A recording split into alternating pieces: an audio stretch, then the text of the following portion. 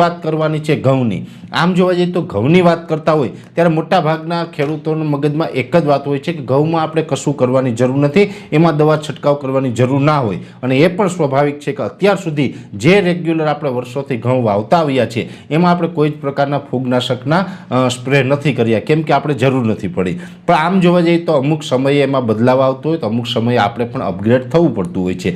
જેવી રીતે જોવા જઈએ તો અત્યારે જે ઉત્તર ભારતના અમુક વિસ્તારો છે જેમાં પંજાબ હરિયાણા સહિતના વિસ્તારો છે એમાં તો ગુજરાત કરતાં પણ વધુ પ્રમાણમાં ઘઉંનું વાવેતર થાય છે અને ત્યાં અત્યારે રેગ્યુલર એક ડિઝીઝ ચાલુ થઈ ગઈ છે, જે ડિઝીઝને જે આપણે રસ્ટ કહીએ છીએ, એ રસ્ટ એટલે કે જે આપણે ગેરુને જે આપણે આવે છે, હવે એ ઘઉંની અંદર અત્યારે જે ચાલુ થયું છે એને કારણે ખૂબ નુકસાન થાય છે। એટલે ત્યાં તો અત્યારે આપણે દર વર્ષે રેગ્યુલર આ પ્રશ્ન ચાલુ થઈ ગયો છે અને હવે ધીમે ધીમે ગુજરાતમાં પણ આ પ્રશ્ન ચાલુ થયો છે।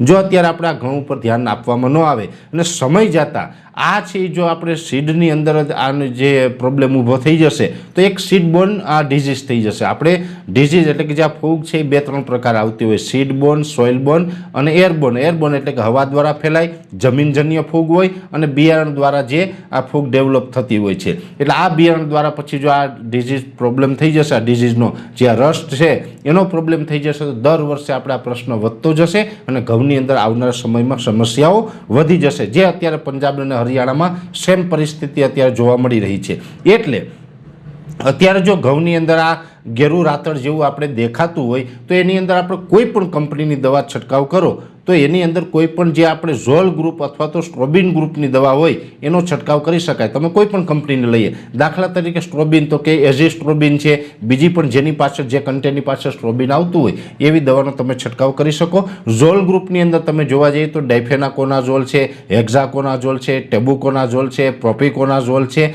આ બધું જે ઝોલ ગ્રુપ છે એ પણ તમે છંટકાવ કરી શકો છો। એટલે ઝોલ ગ્રુપ મોટાભાગે જે પાવડી મિલ્યો આવે છે એની અંદર પણ આપણે એનો વપરાશ કરતા હોય ને આની અંદર પણ આપણે વપરાશ કરી શકાય છે। એટલે ખાસ જે મિત્રોને અત્યારે ઘઉંની અંદર જો આ રીતનું ગેરું જેવું દેખાતું હોય તો ઝોલ ગ્રુપ અથવા તો સ્ટ્રોબિન ગ્રુપ છે એની અંદર છંટકાવ કરવો જો વ્યવસ્થિત 1 થી 2 છંટકાવ કરવામાં આવે તો આને આપણે રોકી શકીએ છીએ। અત્યારે ગંભીર સમસ્યા નથી, પણ સમય જતાં આપણે ધ્યાન નહીં આપવામાં આવે જો આ બિયારણની અંદર જ આ ડિઝીઝ પછી ડેવલપ થતી જશે તો આવનારા સમયમાં પંજાબ હરિયાણામાં જે અત્યારે પ્રશ્ન છે એવો પ્રશ્ન પણ આપણા ગુજરાતની અંદર આવી શકે છે। એટલે કાં તો જો તમે કેમિકલ પેસ્ટિસાઇડ મુજબ જે આ ખેતી કરતા હોય તો તમે ઝોલ ગ્રુપ અથવા તો સ્ટ્રોબિન ગ્રુપની દવાનો ઉપયોગ કરી શકો છો, અથવા ગૌમૂત્ર અને છાશ છે એ પ્રાકૃતિક ખેતીની અંદર જે આપણે ઉપયોગ કરીએ છીએ એ રેગ્યુલર કરી શકાય છે।